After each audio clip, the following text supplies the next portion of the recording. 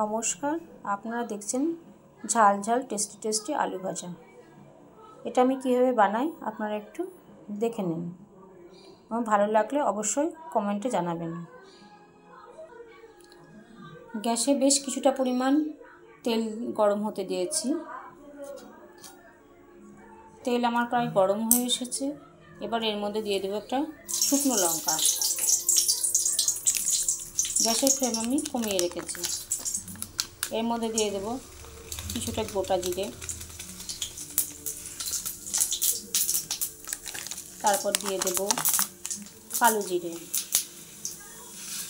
গোটা জিরে ও কালো জিরেগুলো একটু ভাজা হলে এবার এর মধ্যে দিয়ে দেব কেটে রাখা আলুগুলো।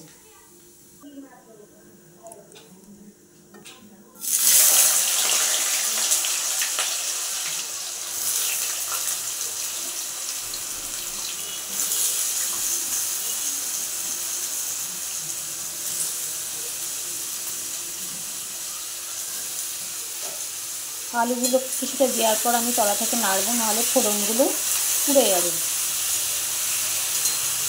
ফোড়ন পুড়ে গেলে আলু ভাজার স্বাদ একদমই ভালো লাগবে না।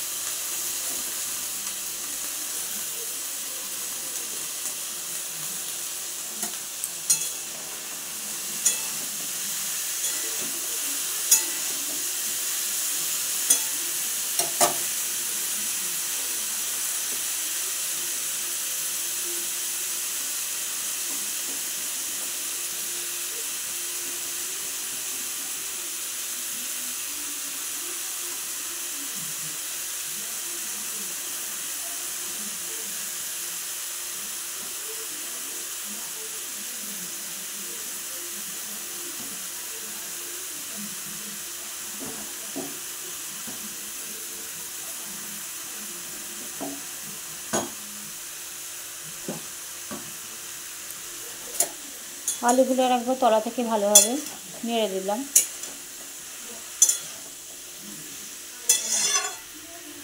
গ্যাসের ফ্লেমটা আমি মিডিয়ামে রেখেছি। এবার এর মধ্যে দিয়ে দেব বেশ কয়েকটা কাঁচা লঙ্কা। আপনারা যে যেরকম ঝাল খাবেন সে অনুযায়ী লঙ্কা দিয়ে নেবেন।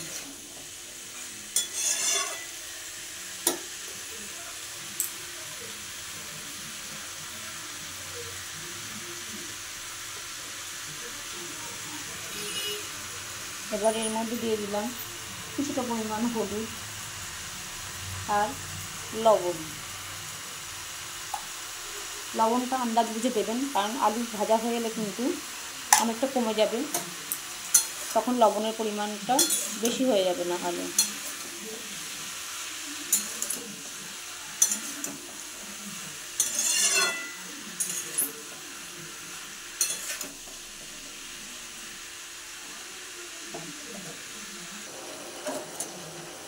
আলুটা আমার ভাজা হচ্ছে, তলা থেকে আরেকবার নেড়ে দিলাম এটাকে, যাতে ওপর নিচ সমানভাবে ভাজা হয়ে যায়।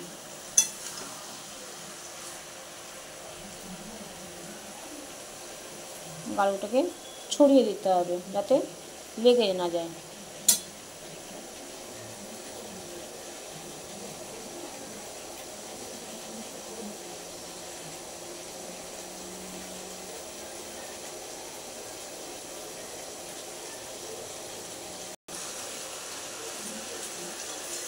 আলুটার একবার তলা থেকে ভালোভাবে নেড়ে দিলাম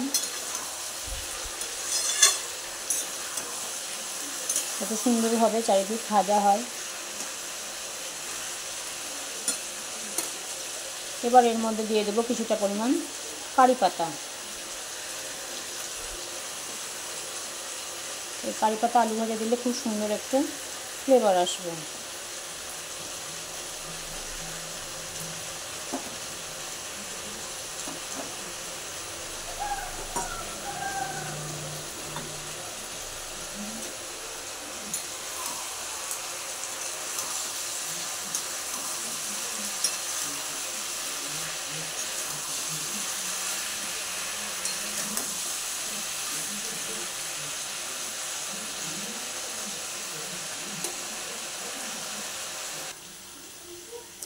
এইভাবে আলু ভাজা যে কোনো নিরামিষ দিনে ডালের সঙ্গে খাবেন, ভীষণ ভালো লাগবে।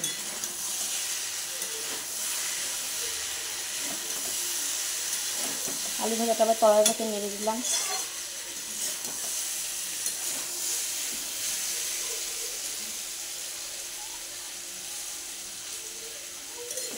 একটু ছড়িয়ে দিতে হবে যাতে একটার গায়ে একটা না লেগে যায়।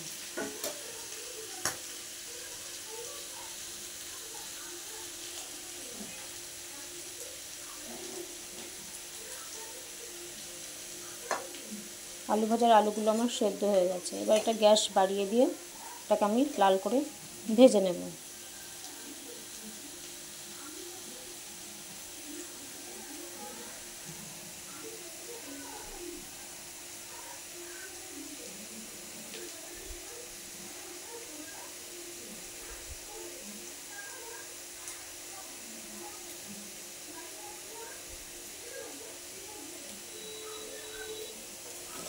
কারি পাতাগুলো ভাজা হয়ে গিয়ে খুব সুন্দর আলু ভাজা থেকে একটা ফ্লেভার বেরোচ্ছে।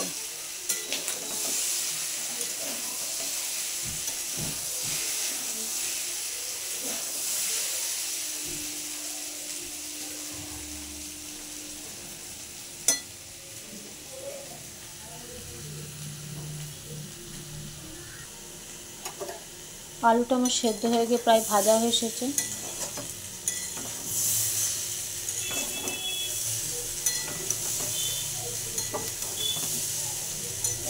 দেখুন খুব সুন্দর ঝরঝরে আলু ভাজা হয়েছে। গ্যাসের ফ্লেম পুরো বাড়ানো আছে।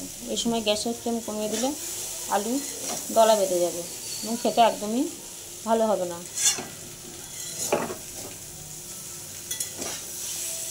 এইভাবে ছড়িয়ে দেবেন আলু ভাজাটার সময়।